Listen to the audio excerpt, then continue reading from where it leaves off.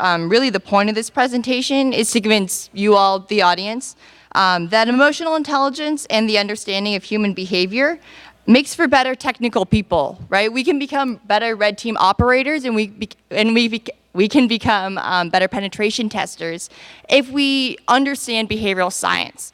There's not really a need to constantly reinvent the wheel. So here's the classic slide of who am I? And this is going to be kind of a theme throughout the presentation, because who I am, to convince you guys to listen to me about the red teaming stuff, I'm a consultant at SpecterOps. I primarily focus on red teaming, adversary simulation, network penetration testing, and kind of everything under that umbrella.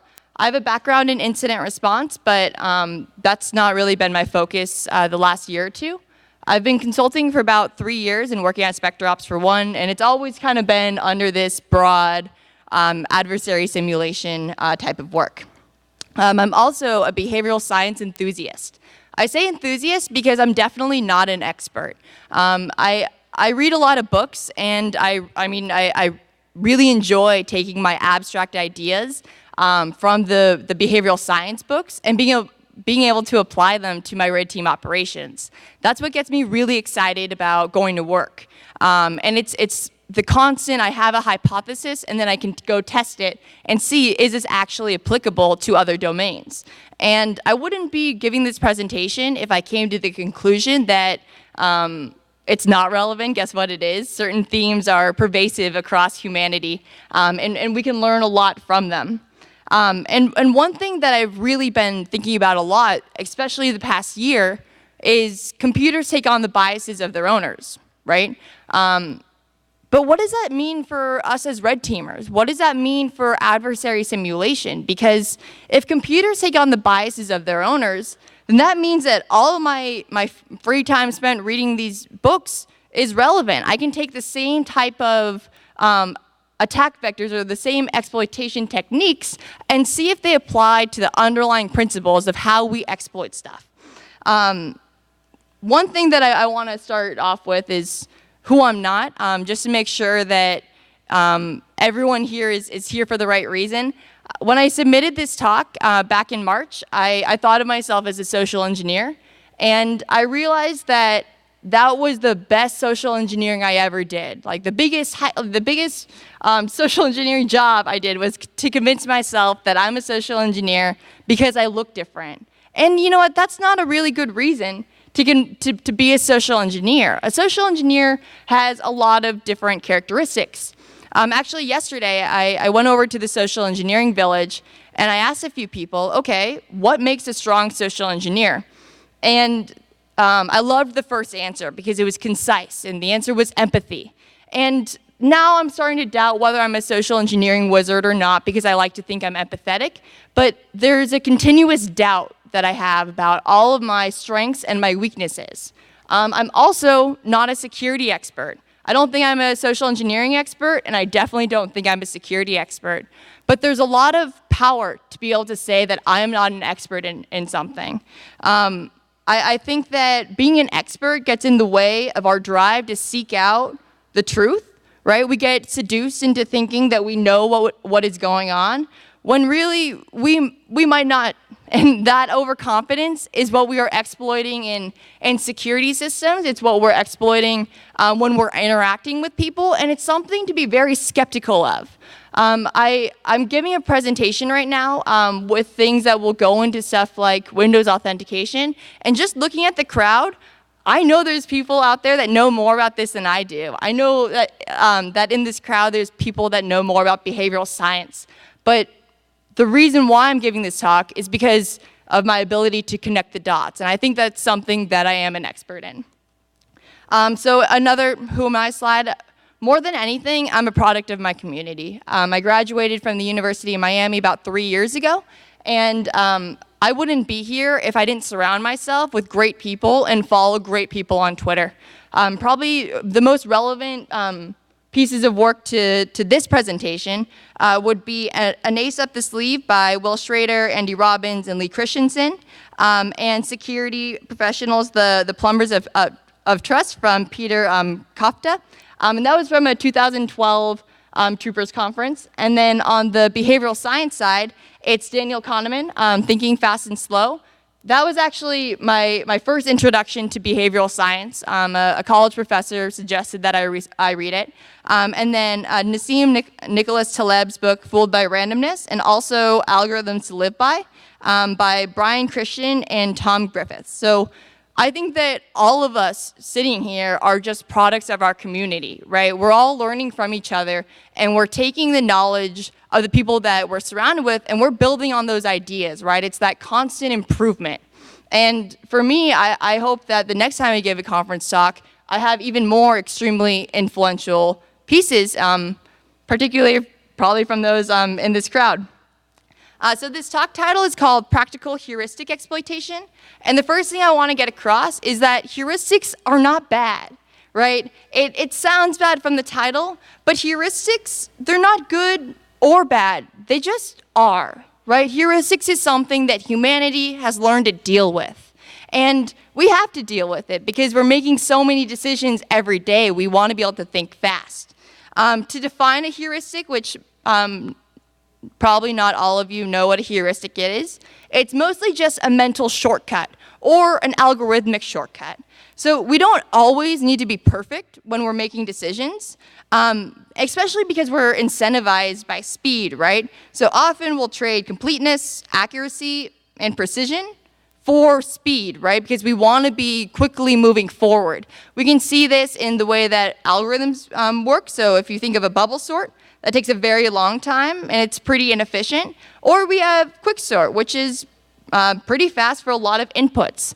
But regardless of if it's a person thinking about what they're going to do that day or how we're setting up our algorithms, we want to incentivize speed, or devs have been incentivized by speed, right? People that create applications are incentivized by speed. We want really quick interactions, and we want to be able to connect ideas quickly, and we use heuristics to do that. So they're not bad, but because they're not always accurate, that means that they can be exploited. So one example I want to give, to try to give an example of heuristics and how we think about them, is how we recall a memory. So if you think about what you had for lunch, I had leftovers from dinner 2 nights ago. It was awesome. But I can't remember what I had for lunch 2 weeks ago. So things that are really recent stay in our memory, right? And another thing that drives how easily it is to index a memory is things that happened often or things that you've heard often. So in 9th grade bio, I learned that mitochondria is the powerhouse of the cell, and I still remember that. That's something that still I think about all the time. And that's ridiculous, but it's just because I heard it so many times, like mitochondria is the powerhouse of the cell, mitochondria is the powerhouse of the cell. And also very interesting things are stuff that I remember, right? Huge times of my life, like I remember getting a Red Bull vodka spilled on me when I was walking to work. I was walking to work during my internship. That's a pretty obscure moment when you think about it. It was a few years ago, but it had a large impact on me because it was interesting. And there's ways in computers that we can also see how the same heuristics apply. So at a very broad level as well, if we think of browser caching, right? Browser caching is taking advantage of temporary storage locations on your computer. It's saving things like HTML, CSS, style sheets, JavaScript scripts, images, kind of all that jazz. And the point is to be able to reduce bandwidth on both the user and the server and allow the page to load faster. So browser caching is a broad example, but there's been a few different presentations about things like depuping and how saving specific file locations can help incentivize speed for credential access. Like I've mentioned before, heuristics are to help us think really quickly. And to give all of you an example of how we're thinking really quickly, we make about 35,000 decisions a day. You all decided to walk into this talk thinking that there might be something worth learning out of it, or you know me and want to support me. But still, that's a decision. And think about how many decisions led up to that. It's, okay, am I going to be late? Is there another talk that's better? Is there something more relevant to my field? You can also think of how you wake up in the morning, right? When you wake up in the morning and you roll out of bed and you decide what to wear and you decide, am I going to eat breakfast? Will I have tea? Will I have coffee? All these decisions are compounding, right? They keep on adding up. And if we don't automate them, we're not going to ever be able to make a decision. And we use these patterns to help us better understand how we're going to automate these decisions. And so, like this slide says, we make 35,000 decisions a day, but I would further that and say we make 35,000 predictions a day. Every decision that we make is a prediction about the future. You guys walked into this talk because you thought it might be worthwhile. Well, let's see if it is later on.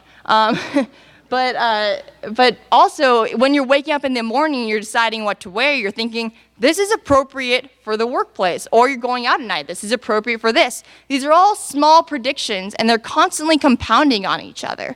And these decisions aren't always right. In fact, a lot of times when we have a little bit more of a complex problem, or we're thinking really deeply, like when I'm doing math, I remember whenever I do math because it's hard. Or whenever we're doing a new task, we have to think about it a little bit longer. And those are the decisions that we remember from the day, but all of the unconscious ones, the ones that are below the surface, that's what I want to focus on. It's not the novel stuff, it's what we've automated in our own lives. So there's, in behavioral science, there's a concept of thrashing, right? This is when you have so many decisions going on all the time, and you're constantly being given new information. And I want to point out that more information does not necessarily mean better signal. More information can actually be harmful if you don't have a reason for it. I recently changed my Twitter handle to Kel the Noise because I thought it sounded like kill the noise a little bit. And that's because I realized how much noise I was inputting all of the time, right? So I want to increase signal without increasing noise because I won't be able to make a decision. During my assessments as a red team operator, I can see myself thrash, right? I join a network right after gaining initial access, and I will sometimes get paralyzed by the idea of, there is so much stuff out there. Wow, okay, what now? Because there's so much to look at. Do I start looking at processes? What processes should I look for? What do I do? And during these times of thrashing, it's important to identify what tools that we have to help us be better operators and to actually move forward. The tool that I use, it was created by Will Schrader and Lee Christensen, Seatbelt. I go to the experts and I ask them, okay, what do they think is important, right? And what do they think is actually worth looking into? Seatbelt's a great situational awareness tool, and it helps me then start deciding, okay, here is actually what I'm going to start looking at, because there are experts who have been looking at this. They think it's important. And if I take what the experts think are important and I start breaking it down of why do they think it's important, I can become a better operator faster. So also on the same kind of lens of thrashing, think about how much data is generated on a network a day. And this goes back into the signal versus noise kind of dilemma. We want to be getting all of the alerts. We want to be getting all of the information. But we don't want to get overwhelmed with alert fatigue, right? We want to actually be getting more signal. And when we consume less, we can distinguish between relevant and irrelevant information better. More information can be harmful if there's no reason for it. And this is why I have a lot of sympathy or empathy for incident responders. I think that it must be so difficult to go through hundreds or thousands of alerts of things that are malicious activity and figure out, okay, what's really malicious activity? Because I know there must be a subconscious and even a way that they're thinking about it. And I know that I can exploit that as well, right? If I want to be doing the most noise-prone alerts because they're the most likely to overlook those. So the way that we can scale our assumptions are with groups. So we group people all the time. So like stereotyping, that's bad, right? But everyone does it. And we need to do it because we need to be able to group objects into a certain way to be able to advance humanity. And I mean, stereotyping is a very negative example to give, but without groups and without being able to put people into these different areas, we wouldn't be able to move forward as quickly. Like if you're trying to make a judgment about a group, that's a lot faster than being able to do it about each individual person. And then in Active Directory, we also use groups. Fun fact. And in groups in Active Directory, system administrators use them to manage access controls across massive organizations. Without groups and grouping, there's no way that we would actually be able to leverage or have any insight into all of the different computer behavior. So as a really quick overview, this is very much oversimplified and we'll dive a lot deeper, but for those of you that aren't familiar with Active Directory, the basic schema is that we have users that are members of groups, and users have sessions on computers, and computers are also members of groups. But all of these are different relationships, right? And we have a ton of relationships within large corporate environments. At my company, we will do red teams on organizations with like Fortune 100 companies, and if you think about how many relationships are within those, that's when it starts getting a little bit dicey. And this quote is one of my favorite out of the books that I've read, because I think it takes the problems of Active Directory and it really, I'll just read the quote. We do not need to be rational and scientific when it comes to the details of our daily life, only in those that can harm us and threaten our survival. So all of these relationships in Active Directory, we need them, but when they're harmful, we need to be able to identify them. And there are other talks. There's one right after mine about Bloodhound that can help show you how to identify those relationships. But just the knowledge of that and the knowledge of we need a certain amount of relationships, but the bad ones are really bad, that's what I'm going to be focusing on today. So if you want to actually start exploiting these relationships, my first advice is to go to Bloodhound, the talk that's right after mine. It's in track 2. So what this does is it reveals the hidden and often unintended relationships within an Active Directory environment. In this example right here, it's taking the user, I'm going to mess this up, smancer at internal.local, and it's trying to find the path to domain admins, right? We want to get a better understanding of all of the relationships within Active Directory to see how do we get from where we are to where we want to go, and what is a path of least resistance. At SpecterOps, we've seen companies with more than 55 million abusable relationships. To put that into, to try to add context to that statement, I don't think I've ever counted to 1,000, ever. I don't think I've ever counted that high because it takes a long time. 55 million, I've definitely never counted to 1 million, and I know that I've definitely never counted to 55 million. And that amount, it's like, it's hard to even comprehend how many abusable relationships there are when we can't even contextualize what that number means.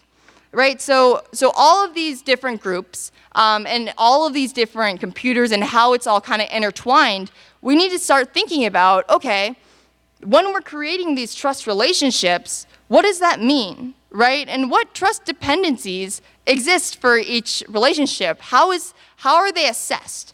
And the way that I did that was from Peter Kafka's 2012 Troopers talk about trust heuristics and how trust can be used to, and how basic trust fundamentals can apply to security topics. So I'm going to be applying this to Active Directory and Kerberos, but as a basic overview, I'll be covering consensus-based trust, knowledge-based trust, policy-based trust, control-based trust, and authoritative trust. And I think it's best to just dive right into it. Consensus-based trust, I trust you because everybody else seems to trust you. Well, why do companies use Active Directory?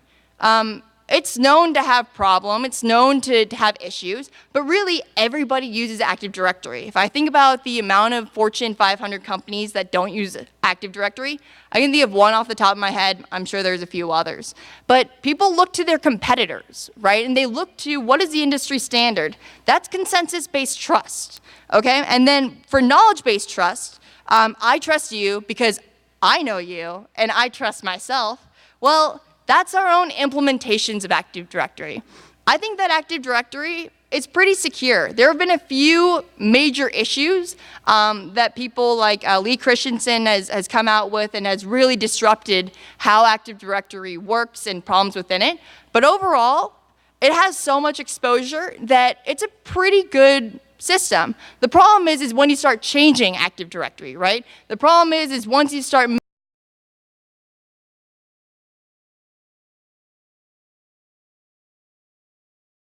making your modifications.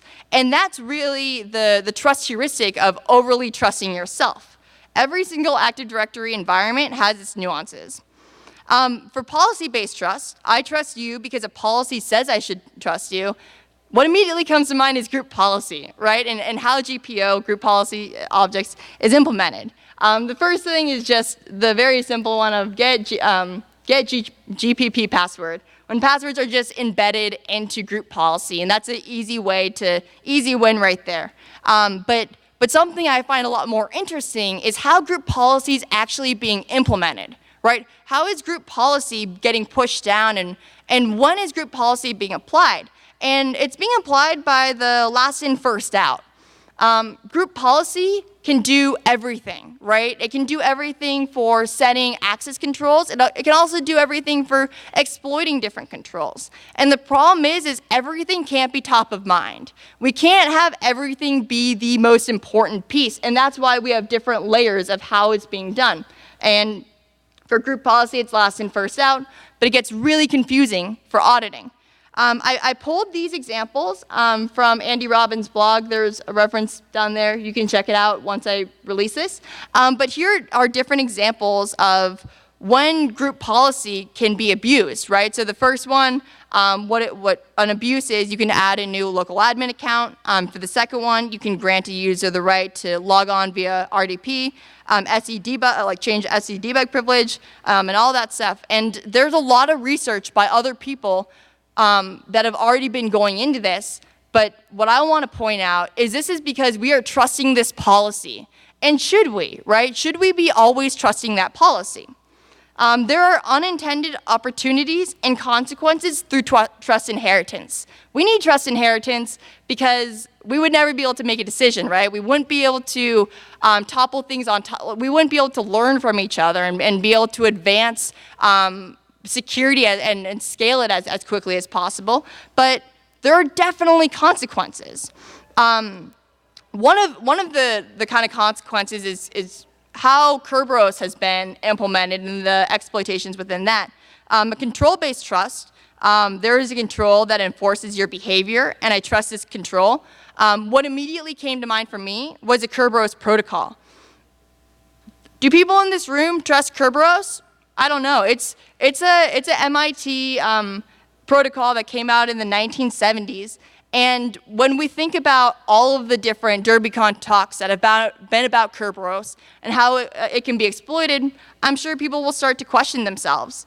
I made a graphic here about how I think about the Kerberos trust pipeline. So step one is authentication service sends a request to a domain controller. Step two, authentication service gets a reply from a DC that contains a ticket granting ticket, which is TGT. If the authentication is successful, it gets encrypted, encoded by the KRB TGT hash. And then step three, a TGT request is sent with the it's sent with the user's TGT. And then for the TGS reply, aka step four, a ticket granting service ticket is sent containing a service ticket. So that's moving really fast. We'll have other slides about it, but that's a very high-level view. So that's the protocol. And if you think about, okay, well, what dependencies on this protocol could be exploited, I think we can all think of some right off the top of our head. Golden ticket, silver ticket, overpass the hash, right? So then we get into the authoritative trust.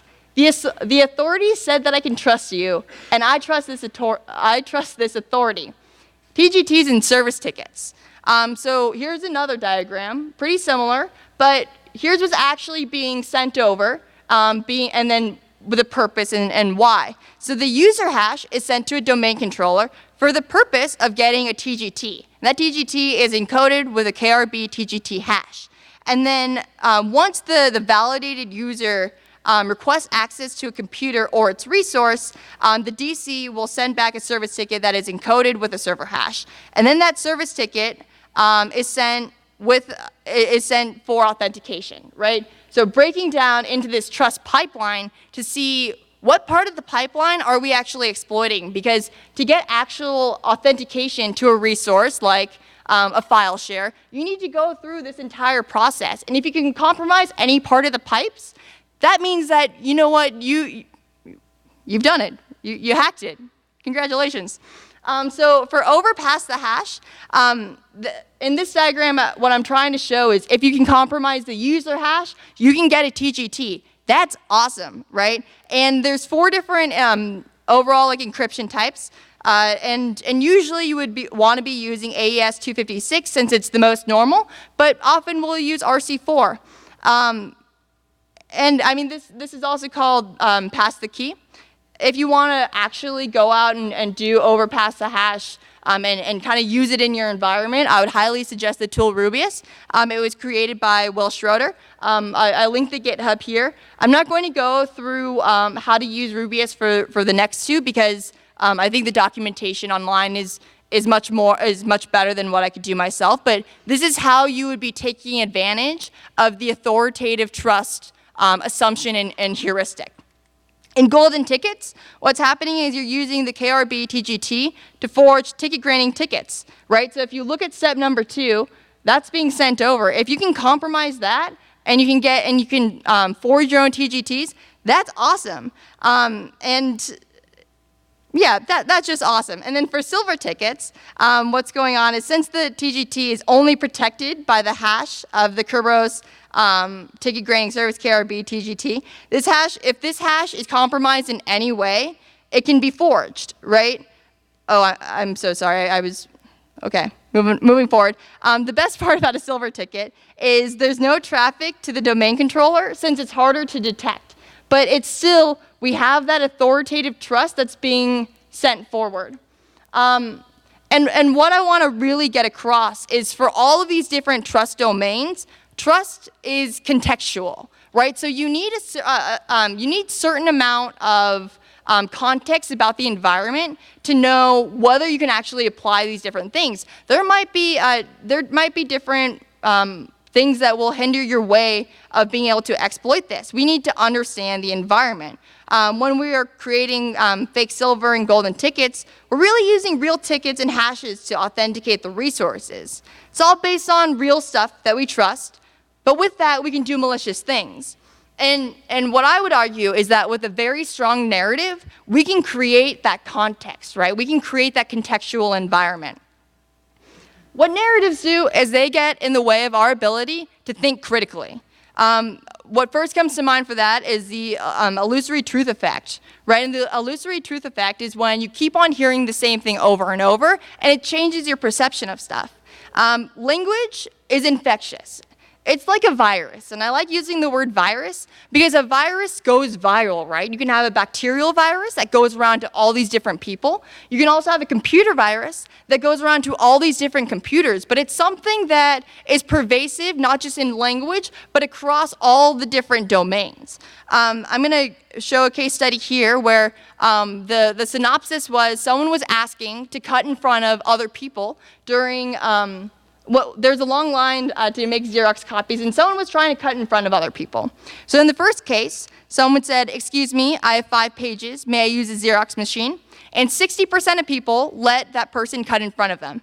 The second case was, "Excuse me, I have 5 pages. May I use a Xerox machine because I'm in a rush, and I want to add," this one added legitimate justification. 94% of people let that person cut in front of them. And the last one, "Excuse me, I have 5 pages. May I use a Xerox machine?" because I have some copies to make. This added no justification. This added no argument. This added nothing except for more words, right? And actually 93% of people said, you know what, that's fine, cut in front of me. But we can see that language, just adding more words, can shape the way that we think about reality, right? Our world is created, modified, and skewed with words. And that's really important when you think about how computers take on the biases of their owners, right? If computers take on the biases of their owners, then we can use narrative and context to be better red teamers. So let's kind of go back to the beginning and think about red team operations, okay? I started this presentation saying that I'm a red team operator and I like my job because I get to take these high-level concepts and then really apply them to my work. So going through what a day in the life is as a consultant at SpecterOps, the first thing I'm doing during a red team operation is I'm preparing for initial access, right? I don't have any access to the environment. I'm trying to think of creative ways to get in. And I'm going to use examples from physicals and phishing campaigns. But when I phish users, I need to set up realistic and probable campaigns. I need to leverage assumptions, and assumptions, ask you and me, it's fantastic, to let a user create rationality behind that. So the example from the behavioral science side I want to give, it's a pretty famous case study called the Linda problem. And if anyone here is named Linda, I apologize. My mother's name is named Linda, but it's just the name of the study. So Linda is 31 years old, single, outspoken, and very bright. She majored in philosophy. As a student, she was deeply concerned with issues of discrimination and social justice, and also participated in anti-nuclear demonstrations.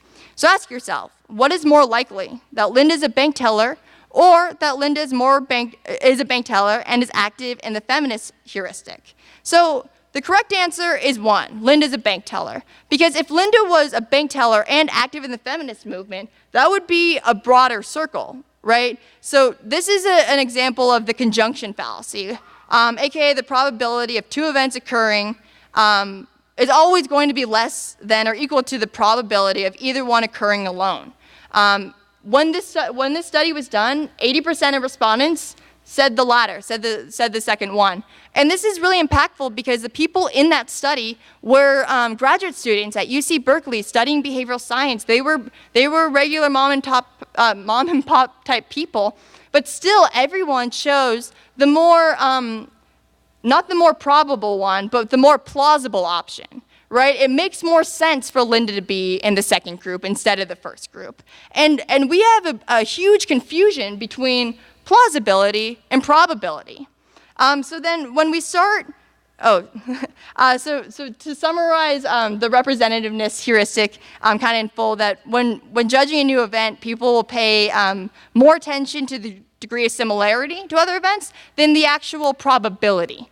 So then when we think about, okay, how do I want to better phish a user, we need very plausible phishing events. And we also want really interesting phishing events. You can make anything interesting. And the way that you make people, the way that you avoid kind of getting put into the people won't click my link is by making yourself not a villain. And people have a tendency to manufacture villains all over the place. But when we ask ourselves, who are the villains? The answer is the villains are people that are not like us, or people that we know, or people that we comprehend. The villains are kind of the others, right?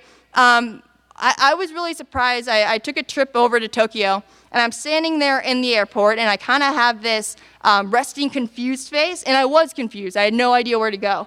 And a group of British girls came up to me, and they were asking for directions because they could tell I was also confused. A few minutes later, a Japanese man who had been standing there the entire time understood English.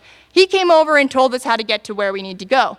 It makes zero sense why the girls approached me and not the actual local, right? Because I don't know what's going on. And when I travel abroad, I find that usually it's Canadians, Australians, people from the UK that are asking for my recommendations instead of asking for the local recommendations, because people are more trusting of people that they recognize. And that's crazy. So then when we start thinking about who do we want to fish, or how do we want to break into a building? We gotta take who we are and create that context by acting, right, and finding our inner threat actor. And the goal for that is to create plausibility for things that might occur, right? And I personally love finding my inner threat actor. So when I think about who I am, I need to think about, who do people think I am? There are certain things, like my DNA or my genes, that I can't change. I'm 24 years old. My skin color is a certain way. My hair is this. I guess I could cut my hair. But there's certain characteristics that I can't get away from, like my ancestral history. These are set in stone. But things like jeans, which I'm not wearing today because no pants are the best pants. Jeans, the clothing I can change, right? I can create plausibility based on what I'm wearing. So during a physical test, I can change my clothes and have people perceive me differently. And this is tested in Ubers. Ubers are the best place to test physical appearances. So if I wear jeans, I can look like an intern. If I wear just regular kind of business clothes, I can be an accountant. And if I wear high heels and a dress, I can be an attorney. And the reason why I pick these roles, or these are all roles I've been in the past, right? I've been an intern, I've been an accountant, and I've been a GDPR consultant. So what I'm trying to do is I'm trying to fish myself, right? I'm trying to fish people like me because I know I would trust me, right? Like, I think of myself as a trustworthy person. So then I think about who I was. And if I'm an intern, I was doing checklists all the time of how was your internship experience. I'm sending accountants spreadsheets. Accountants love spreadsheets and macros. I can not get that point across enough. And as a GDPR consultant, I remember what was really impactful when we were dealing with clients and sending them, oh my gosh, you guys, you just had this really bad, you have like a lawsuit coming up, and creating these stories based off stuff that I know is true, right? I'm fishing people just like me, and I'm taking my background to go better that. So let's say I fish someone. I have initial access, and I got a user with limited privileges. So then what can I do? Well, I don't want to just start running crazy PowerShell all over the place. I want to get a better idea of what's actually going on. I don't want to be loud. I might browse some file shares and find out kind of what's on there. I might get access to their email if I'm lucky. Maybe I'll set persistence. But really, what I want to start thinking about is prospect theory, right? I want to think about the risks that I'm willing to take to go better this stuff, right? Because from the outside the environment, there's not that much risk. I can't get lower than outside the environment. But once I'm inside and I'm starting to get a little bit riskier, I need to think about, I could lose access, and I don't want to do that. I need to be a little bit more stealthier. And as the project progresses and as time progresses, I need to take prospect theory and start applying that to my red team operations of, okay, I keep on moving forward. I need to be more and more cautious because I have more and more to lose.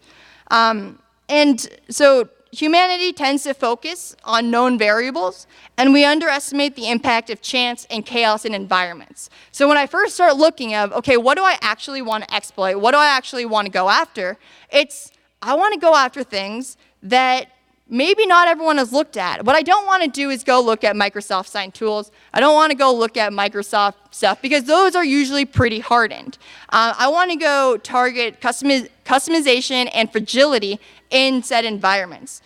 So I'm going back to Seatbelt as a way to identify fragility. They created a module where they're looking for non-standard Microsoft processes and non-standard services to find ways that maybe you can backdoor an executable with the NSPY or something along those lines, right? But we're looking for things that haven't been looked at by nearly as many people as these services.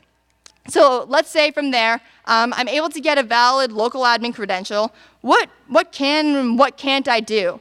So the first thing I'm going to want to do is go through those situational awareness checks again. And I want to see, okay, now do I have any more insight? Because more information is valuable without creating too much noise. And maybe I can go log into other machines and see what's running there. But before I move forward, I need to start understanding the context of, okay, what user did I compromise? And I mean, at what level?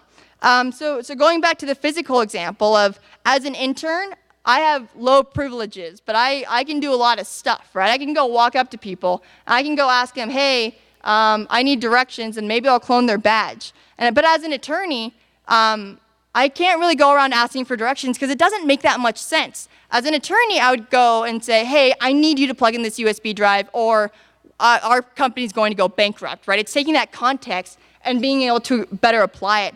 And then for understanding context and privileges within processes, we have low integrity, medium integrity, and high integrity. And this is really important for deciding what we can and what we can't do, right?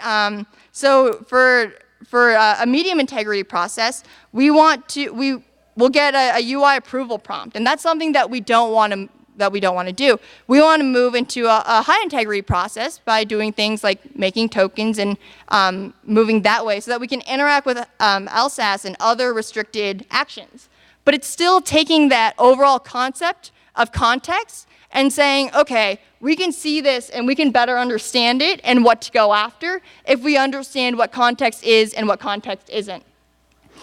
So one concept that I really enjoy is red team analytics, and it's employing tradecraft that will give the best appearance of blending in with what you determine to be the most noise-prone events. So noise and bias are pretty different. People are aware of noise, but they really underestimate the impact of what it has. So there was a study done where people think that 10% of the events that they're taking in is noise, where really it was 50%, and that's crazy. So when we're trying to go move around a network, we want to blend in with the noisy because system administrators are also underestimating the impact that noise has. And then there's the caveat of you don't want to do stuff that will get you caught, right? You don't want to do known malicious noise-prone events, and that's just moving along with the constant cycle of the red team gets better, the blue team gets better. But finding those noise-prone activities and kind of living off the land, right? That concept of what are people doing every day? We want to use that in addition to our context, right? We want to improve our context by living off the land and following noise-prone activities. So I created this slide to think about how the incident response team is thinking about everything. So with more experience, we can better predict outcomes with less information. And because of that, the perception of normality and context is created through experience in the field. So if we are trying to tie into those noise-prone events, or we're trying to tie into alerts that we know that the security operations team is getting all the time, they're more likely to overlook them, right? My first job, I was doing level 1 and 2 responding for a large company, and at some point, one of my seniors or managers told me, hey, you know what, you don't have to worry about this alert, right? This alert, it's popping up every day, just don't worry about it. Those are the types of events that I want to blend into, right? I want to take advantage of all this experience and knowledge that incident responders have really have surmised over their years. And I think that this is also where kind of the perpetual beginners, like myself, really thrive because we don't understand what these rules mean. We don't have the context yet. We don't have the experience, and we do a deeper dive as to what's actually going on. So at the bottom, a new experience happens, our brain indexes that event, and now we have an adjusted and overconfident understanding of the world. We can only see what we see, and the real impactful stuff is what we don't see, right? Is what's not there. So if you think about looking for antivirus, if we see that a certain EDR product is there, is that as important as knowing that no EDR product is there? I mean, you decide. There's a lot of ways to go about that. And then moving forward with this overall red team attack path, now I'm running as a high privilege user. That's awesome. What can I do? And that's kind of, now I can touch LSAS, so I'll start doing that process. What I used to do was run proc dump. That was like my first red team. I ran proc dump about 60 times, and it was awesome. It was 2017, and it was not getting flagged. But now, pretty much everyone knows it's probably bad. The sysinternals toolkit, questionable. It could be used, or it could be bad. but it depends on the context. So why is ProcDump bad? It's bad because it touches LSAS. And if you look at what Mimikatz is doing, and if you look at everything under the hood of why things are actually bad, we get a better understanding of, okay, how can we go take this and manipulate it a little bit to go do other bad things? So if I took something like ProcDump, and for this example, I just used seatbelt again, and all I did was change the names, right? I changed it to Cinturón, just my great Spanish coming out, but just obfuscating a little bit. If seatbelt gets alerted and this doesn't, that's bad. And what teams on both the offensive and the defensive need to do is focus on the overall behavior. You want to focus on the overall context and not just the tools and signatures, right? That's how we make for better red teamers. That's how we make better blue teamers. We want to focus on behavior and context and not just the hard indicators. So let's say part 5, I compromise the credentials of a domain admin. What can't I do?